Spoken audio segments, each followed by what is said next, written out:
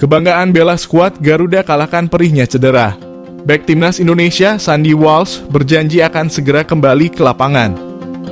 Sandy sebelumnya mendapatkan cedera saat membela KV Mechelen melawan Cercle Brugge di ajang Liga Belgia.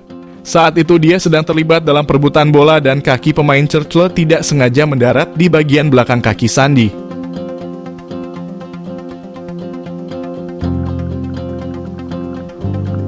Akibatnya Sandy harus mendapatkan jahitan karena luka tersebut dan menepi beberapa waktu.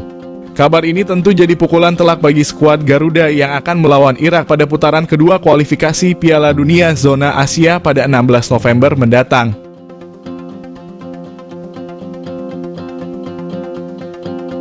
Terbaru, Sandy Walsh mengkonfirmasi bahwa dia siap segera kembali ke lapangan.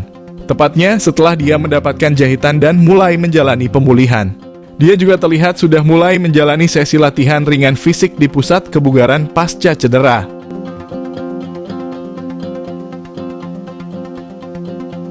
Apalagi dia selalu bersemangat untuk bisa membela skuad Garuda. Sementara itu pelatih KV Mechelen, Steven De Voer, menjelaskan bahwa Sandy masih membutuhkan waktu untuk pulih. Selain itu, bek berusia 28 tahun tersebut harus mampu menahan sakit selama masa pemulihan terutama akibat jahitan. Meski tidak bisa memastikan, Sandy kemungkinan butuh beberapa pekan sebelum pulih total. Namun, cedera ini sudah ditangani dengan baik dan dia diharapkan segera bisa kembali ke tim. Sandy Walsh merupakan salah satu pemain andalan Shin Tae-yong. Hal tersebut terlihat dari keputusan Shin Tae-yong yang meminta Sandy berperan sebagai gelandang saat melawan Brunei Darussalam. Tujuannya agar lini tengah skuad Garuda semakin solid melawan tim-tim kuat di laga selanjutnya.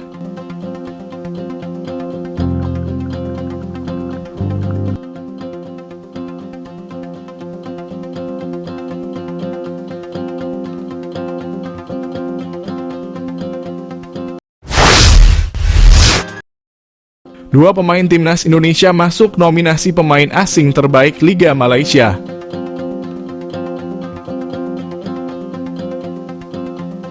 Liga Super Malaysia akan mengadakan penghargaan bertajuk Anugerah Bola Sepak Kebangsaan 2023. Menariknya, dari nominasi pemain asing terbaik ada dua pemain timnas Indonesia yang masuk daftar.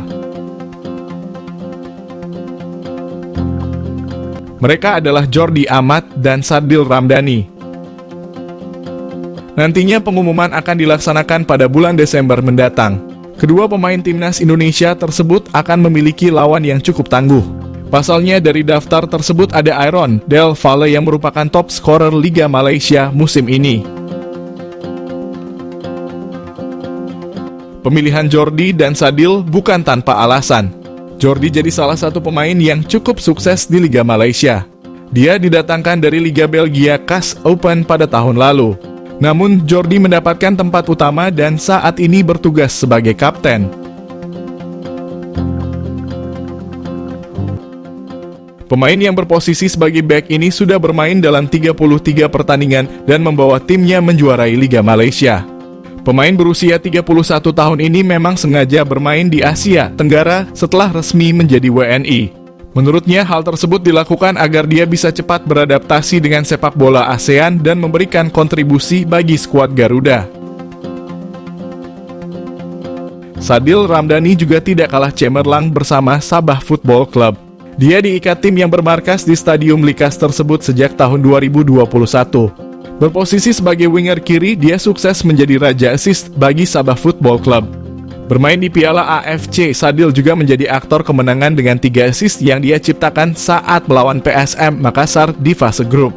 Sebelum ke Sabah, dia juga sempat membela tim Malaysia lain yakni Sri Pahang Football Club. Di sana Sadil bermain dalam 22 pertandingan dan menyumbangkan 2 gol.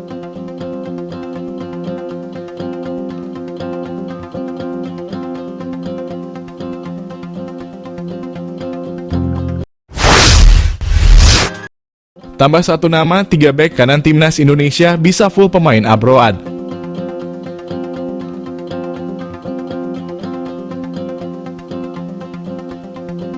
Pelatih timnas Indonesia Shin Tae-yong mendapatkan kabar baik terutama terkait stok melimpah dan berkualitas di posisi bek kanan. Pasalnya, satu pemain yakni Wilber Jardim siap membela timnas senior. Saat ini Wilber akan berjuang bersama skuad Garuda Asia di ajang Piala Dunia U17. Kualitas pemain asal klub Sao Paulo U17 ini awalnya tercium oleh Bima Sakti. Bima bahkan tidak butuh waktu lama untuk memasukkan Wilber ke daftar pemain timnas U17 Indonesia. Hal tersebut bukan tanpa alasan. Dia bahkan mendapatkan undangan untuk masuk ke Sao Paulo karena ada tim rekrutmen yang melihat permainannya. Berkarir di luar negeri, Wilber siap dipromosikan ke timnas senior. Terkait pemilihan pemain, Shin Tae-yong akan mengambil alih penuh. Wilber berharap dia bisa jadi salah satu nama yang masuk dalam radar timnas Indonesia. Terkait pemain muda, Shin Tae-yong memang memiliki pengamatan yang jitu. Dia bahkan berani memasang pemain potensial ke skuad Garuda. Contoh paling awal adalah Marcelino Ferdinand Marcelino yang bermain cukup memukau, langsung diandalkan oleh timnas Indonesia pada semua kelompok umur. Hal yang sama terjadi pada Ivar Jenner dan Rafael Struijk. Ivar dan Struijk awalnya diproyeksikan untuk membela timnas U20 Indonesia yang batal tampil di Piala Dunia U20. Dipromosikan ke timnas senior, dua nama tersebut sukses mencuri perhatian dan terus mengumpulkan caps senior. Hadirnya Wilber juga semakin membuat kedalaman skuad timnas Indonesia makin apik. Bertugas di posisi bek kanan, dia akan menjadi kandidat pemain abroad selanjutnya yang bermain untuk skuad Garuda.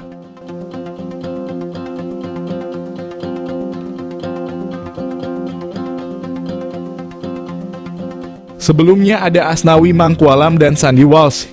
Tambahan pemain muda di posisi ini membuat proses regenerasi berjalan baik. Namun bisa saja Shin Tae-yong akan menggunakan Piala Dunia U17 untuk memantau Wilber sebelum dicoba ke FIFA Matchday terdekat.